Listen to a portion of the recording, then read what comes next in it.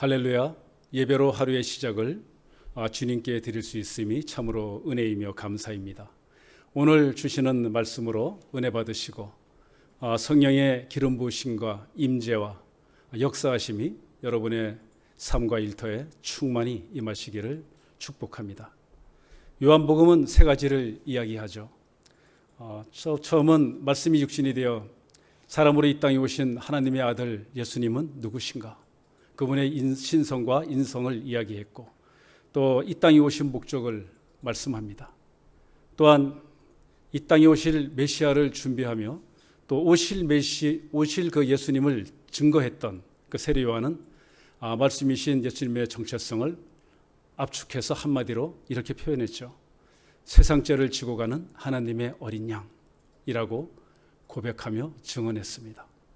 그리고 공생의 3년을 위해서 30년을 준비하신 예수님께서 맨 처음 하신 일은 제자를 부르신 일이었습니다.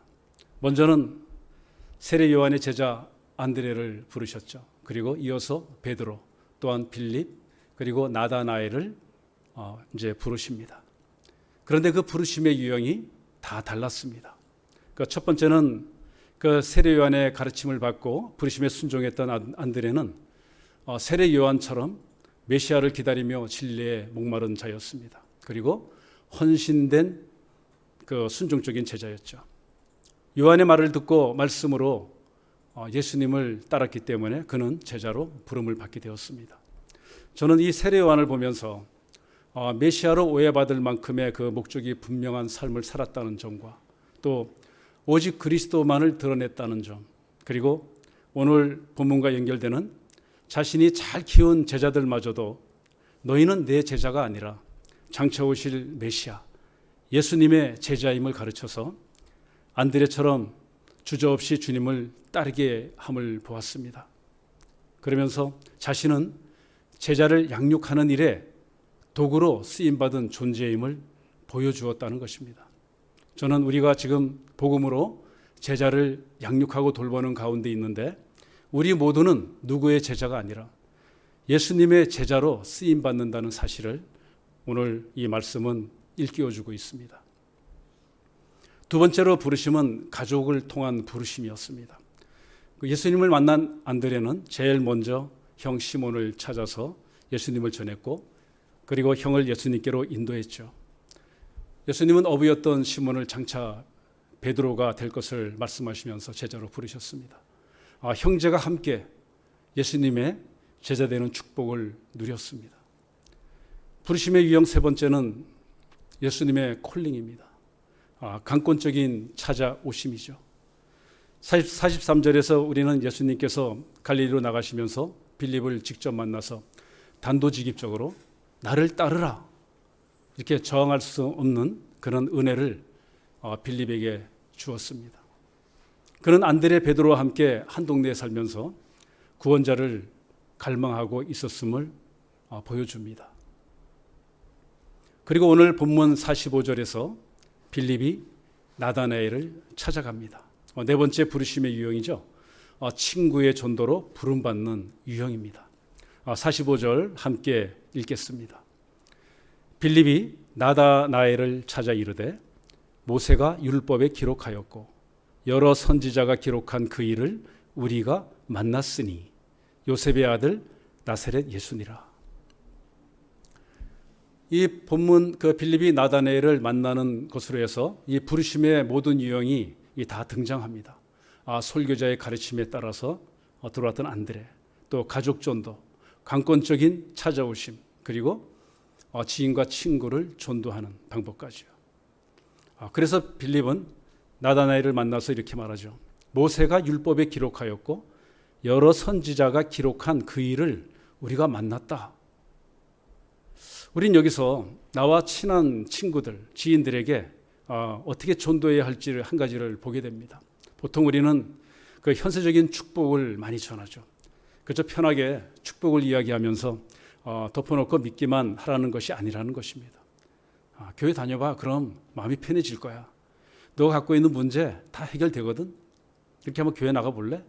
뭐 이렇게 전하죠. 그런데 빌립은 성경에 계시된 언약을 소개하고 있습니다. 근원적인 죄의 문제를 해결해 줄 구원자를 증언하는 복음 전도 방법을 보여주고 있는 것이죠. 전도할 때 말씀보다 강력한 것은 없다라는 것을 우리는 빌립의 전도를 통해서 다시 한번 확인하게 됩니다.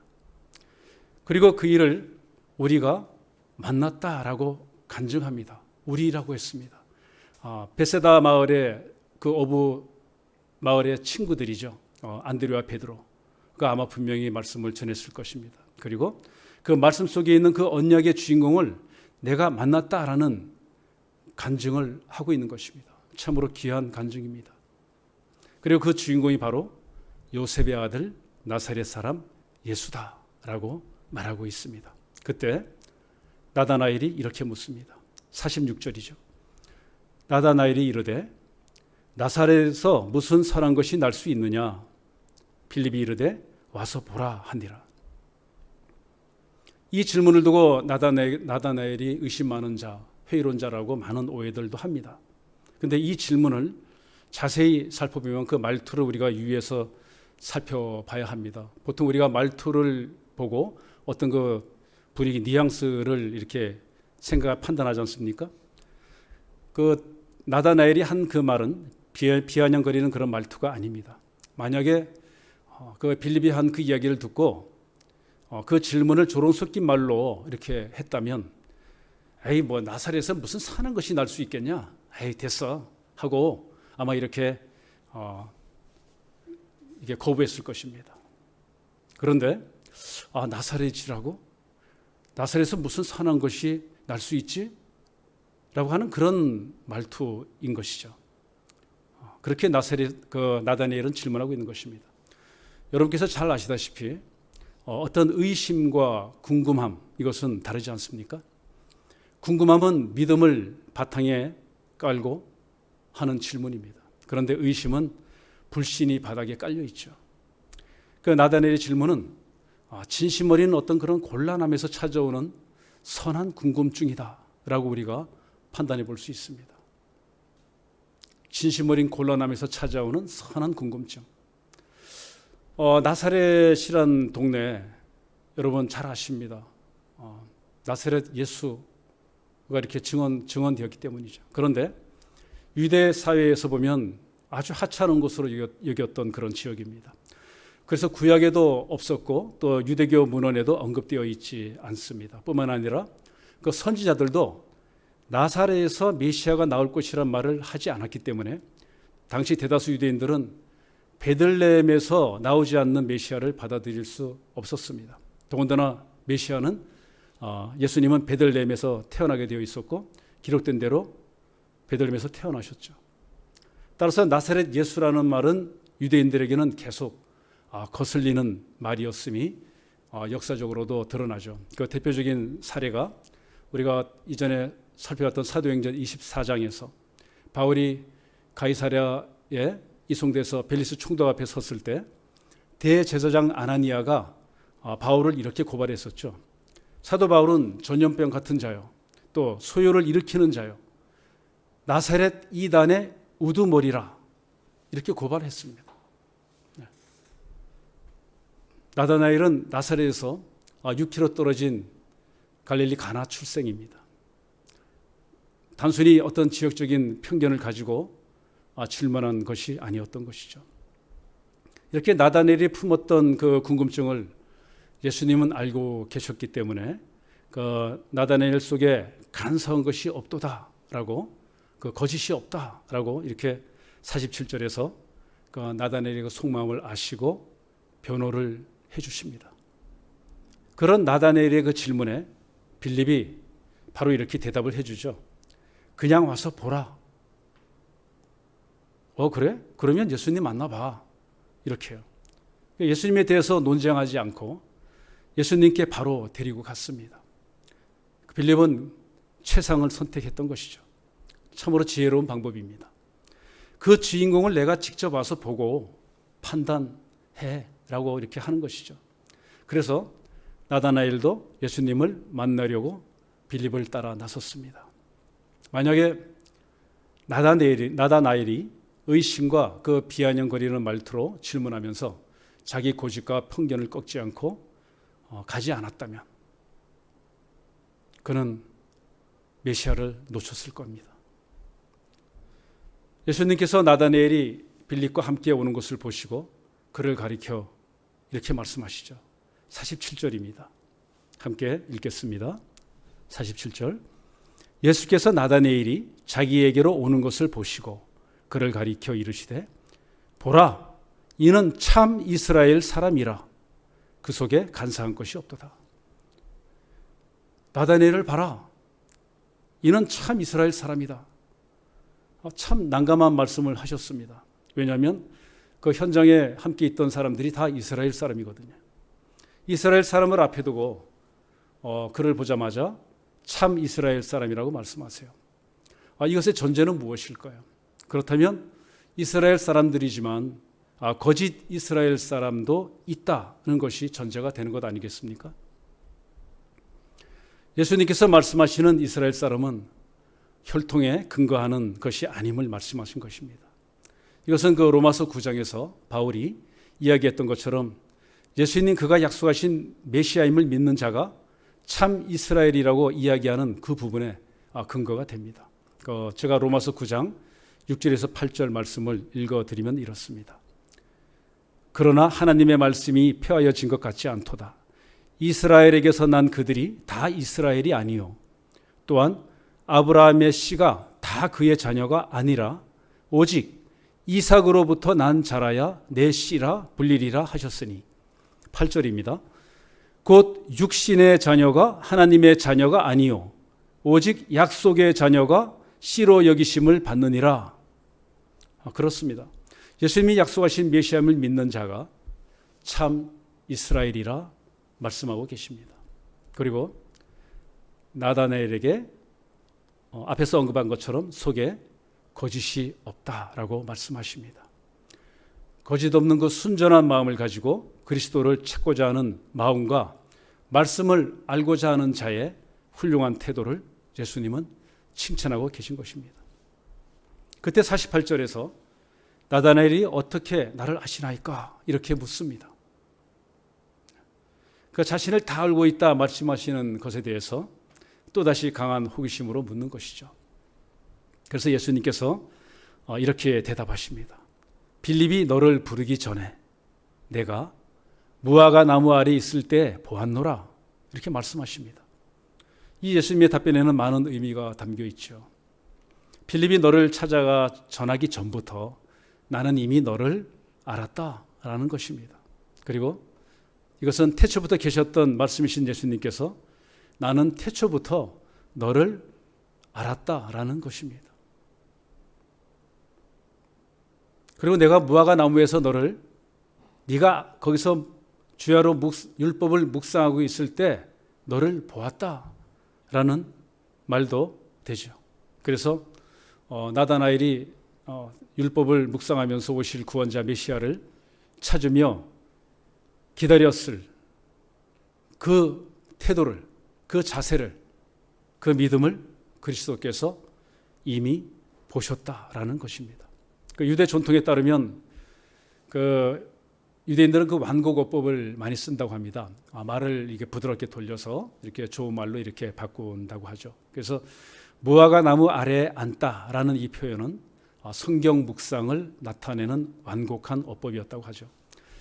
당시 그 이스라엘의 작은 마을들의 그 삶은 우리 시골 마을에서도 많이 보죠. 오지 이런 데 보면 정말 어디 갈 곳이 없어서 예배당 아니면 경로당에서 주로 많은 친교와 또 많은 그 문화적인 것들을 배우고 교양을 쌓곤 합니다. 그들도 회당을 중심으로 구약이 읽혀지고 가르쳐지고 또 그들의 로망인 메시아를 묵상했을 것입니다. 따라서 세상적으로 말씀과 어긋나게 나가는 종교 지도자들과 달리 이 평범한 사람들은 성경을 그대로 이해했고 또 무엇을 고대해야 하는지도 알고 있었다는 것이죠. 그 베세다 마을의 안드레, 베드로 또 이 빌립처럼 말입니다. 그러므로 메시아가 오셨을 때 나다나엘은 그분을 알아본 것입니다.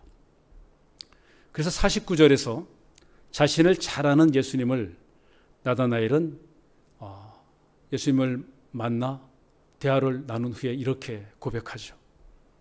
49절입니다. 나다나엘이 대답하되 랍비여, 선생님, 당신은 하나님의 아들이시고 당신은 이스라엘의 임금이로소이다. 내가 무화과나무에서 구원자를 묵상했던 것을 알고 계신 분이 나타나신 거예요. 그것을 알고 계신 거예요. 그래서 그는 진정한 하나님의 아들이시고 이스라엘 왕이 맞구나. 이런 깨달음이 나다나엘에게 있을 수밖에 없다라는 것입니다. 기다렸던 구원자가 오셨음을 확신한 것이죠. 그때 50절입니다. 예수께서 내가 너를 무화과 나무 아래에서 보았다 함으로 믿느냐? 이보다 더 큰 일을 보리라 이렇게 말씀하십니다. 그래, 너가 무화과 나무 아래에서 율법을 묵상하고 했는데 그 율법 때문에 나를 믿느냐? 해석하자면 너는 그동안 율법 속에 있는 어렴풋한 구원자를 발견했었지. 하지만 이제는 다를 거야. 너는 어렴풋한 그림자가 아닌 완전한 그리스도의 사역을 이제 목격하게 될 거야. 이렇게 앞으로의 일을 말씀해 주시는 것입니다. 그리고 이어서 또 말씀을 주시죠. 51절입니다. 진실로 진실로 너희에게 이르노니 하늘이 열리고 하나님의 사자들이 인자 위에 오르락 내리락 하는 것을 보리라. 여기서 저는 먼저 진실로 이 말을 성경에서 참 많이 봅니다. 예수님께서 제자들에게 또 백성들에게 말씀하실 때 무엇을 꼭 당부할 때 큰 일을 말씀하실 때 진실로 이 말씀을 많이 하시는데요. 예수님이 진리를 선포하실 때마다 말씀하시는 참으로 중요한 그 지시어로 쓰이고 있죠.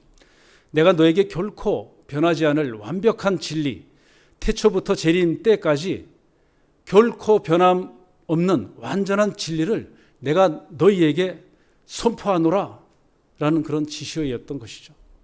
그래서 이 진실로 뒤로 이어지는 말씀 앞에서 우리는 두렵고 떨림으로 주시는 말씀으로 알고 받아야 할 것입니다.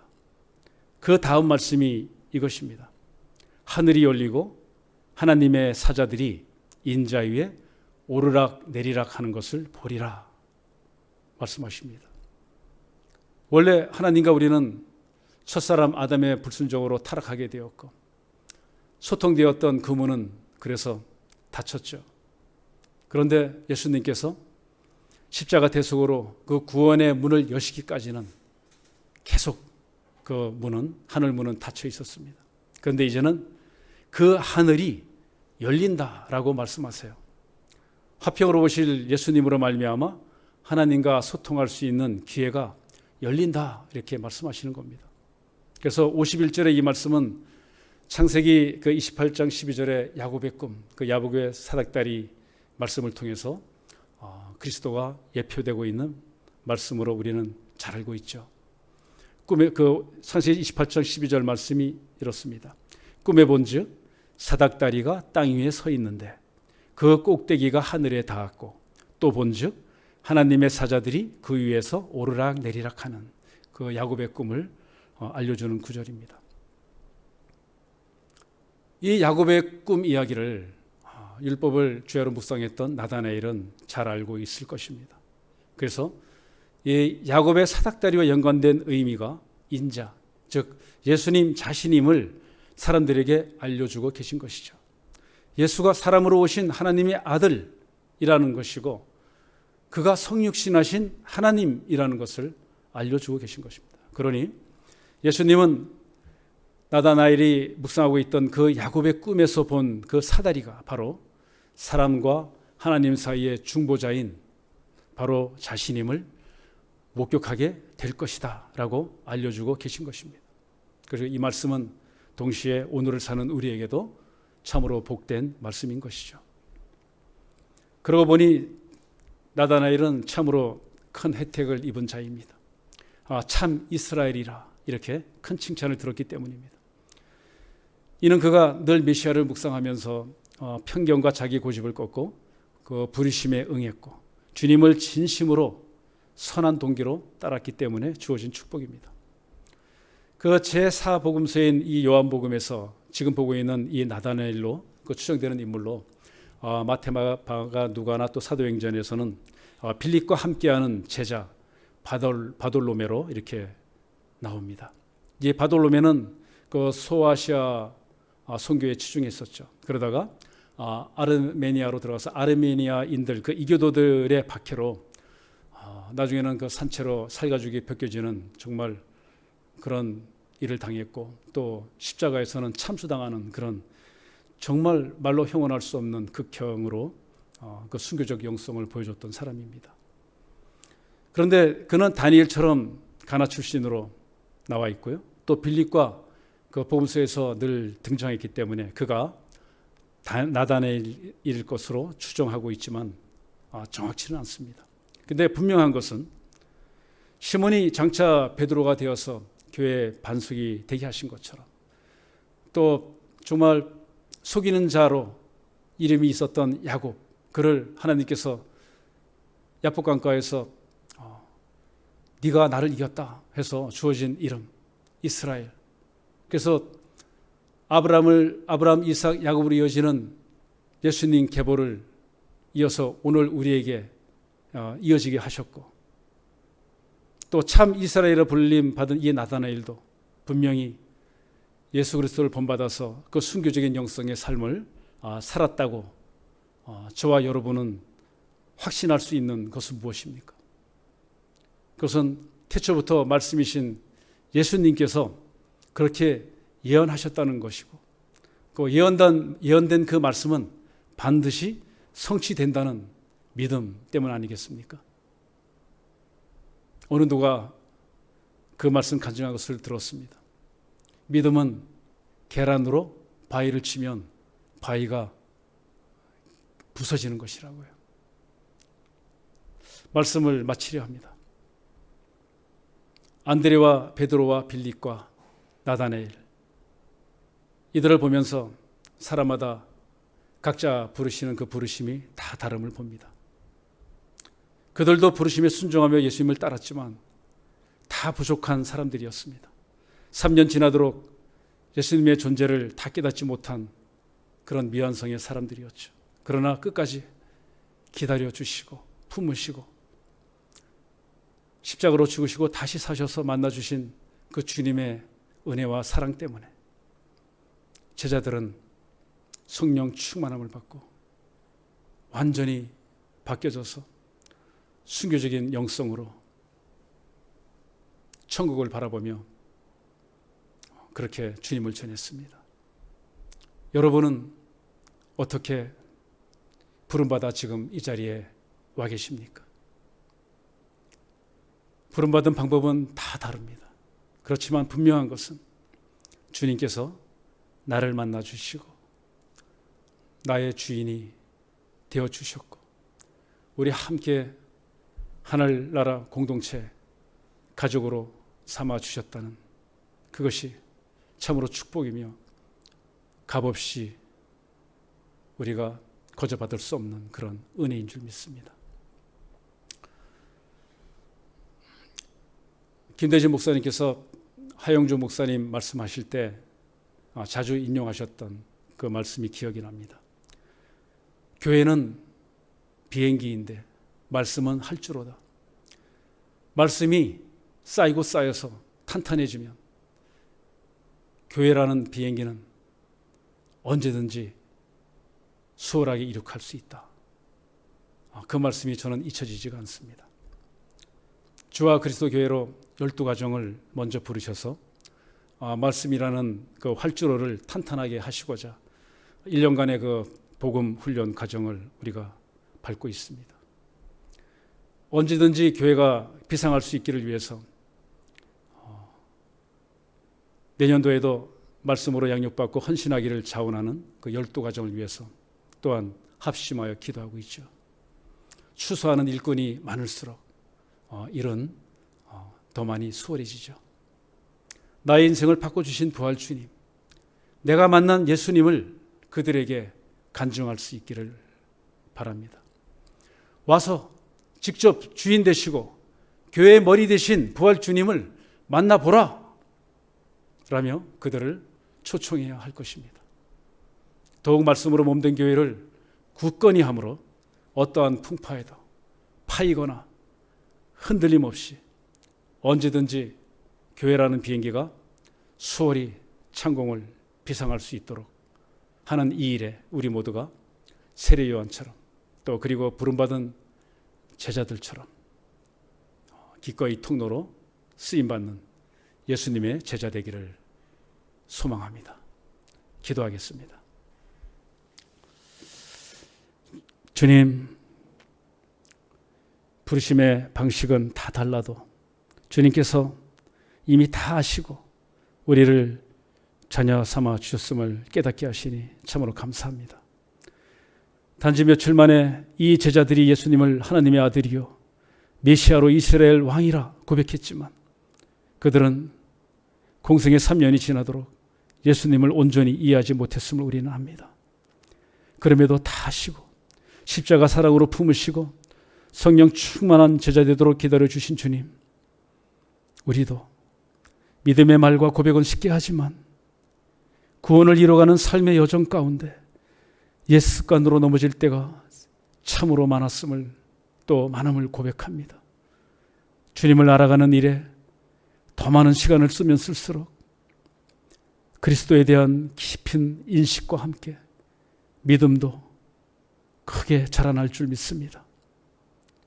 주되심의 복음으로 그 능력으로 나에게 온전한 변화가 일어나게 해 주시옵소서.